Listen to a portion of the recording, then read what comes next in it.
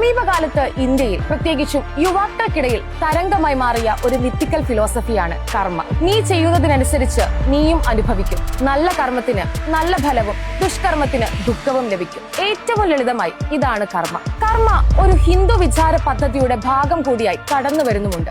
സനാതന ഹിന്ദു ബോധത്തിന്റെ അടരുകൾ ബാക്കി സൂക്ഷിക്കുന്ന സംഘപരിവാറുകാർ ഇപ്പോഴും കർമ്മയിൽ തന്നെ വിശ്വസിക്കുന്നുണ്ടോ? 2016 ഉത്തർപ്രദേശിലെ ഭാഗ്പതിൽ വെച്ച് BJPയുടെ MLA പർവേഷ് വർമ്മ നടത്തിയ പ്രസംഗം ഓർക്കുന്നുണ്ടോ? എല്ലാ മുസ്ലിങ്ങളും തീവ്രവാദികളല്ല, പക്ഷേ എല്ലാ തീവ്രവാദികളും മുസ്ലിങ്ങളാണെന്നാണ് അന്ന് വർമ്മ നടത്തിയ വിദ്വേഷ പരാമർശം. വർമ്മയുടെ പരാമർശങ്ങൾ കർമ്മ പോലെ BJPയെ തിരിഞ്ഞു കൊത്തുകയാണ്. അതും BJP പിടികൂടിയിരിക്കുന്ന അയോധ്യ വിഷയത്തിൽ. എല്ലാ BJPക്കാരും കള്ളന്മാരല്ല, പക്ഷേ അയോധ്യയിൽ മോഷണം നടത്തിയ എല്ലാവരും BJPക്കാരാണ്. പാറ്റ സമരത്തിലും ഇന്ത്യ മറക്കാതിരിക്കേണ്ട ഏറ്റവും വലിയ സമകാലിക മുദ്രാവാക്യവും ഇത് തന്നെയാണ്. സത്യത്തിൽ വർഗീയ മുദ്രാവാക്യത്തിന് കസേര ലഭിക്കുന്നതിന് മുൻപ് ഇന്ത്യ ചർച്ച ചെയ്യേണ്ടിയിരുന്നത് സംഘപരിവാരത്തിന്റെ ഈ കൊള്ള തന്നെയാണ്. കാരണം ഇതിന് പതിറ്റാണ്ടിന്റെ പഴക്കമുണ്ട്. അയോധ്യയിൽ രാമന് വേണ്ടി അമ്പലത്തിന്റെ മുറവിളി ശക്തമായ 90കൾക്ക് മുൻപ് നടത്തിയ ശിലാന്യാസം തൊട്ടേ ഈ കൊള്ള നടക്കുന്നുണ്ട്. രാജ്യത്തിന്റെ പല ഭാഗത്തു നിന്ന് കൊണ്ടുവരുന്ന ചുടുകട്ടകളാണ് രാമന്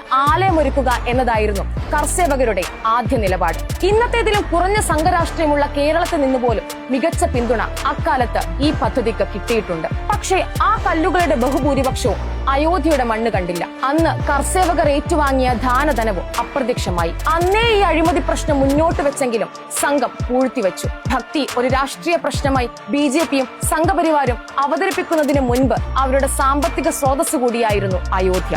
അമ്പലം ഉയർന്നിട്ടും തീരാത്ത ആർത്തി ഇപ്പോഴും അവരിലുണ്ട്. ആ ആർത്തിയുടെ കൊള്ള തന്നെയാണിത്.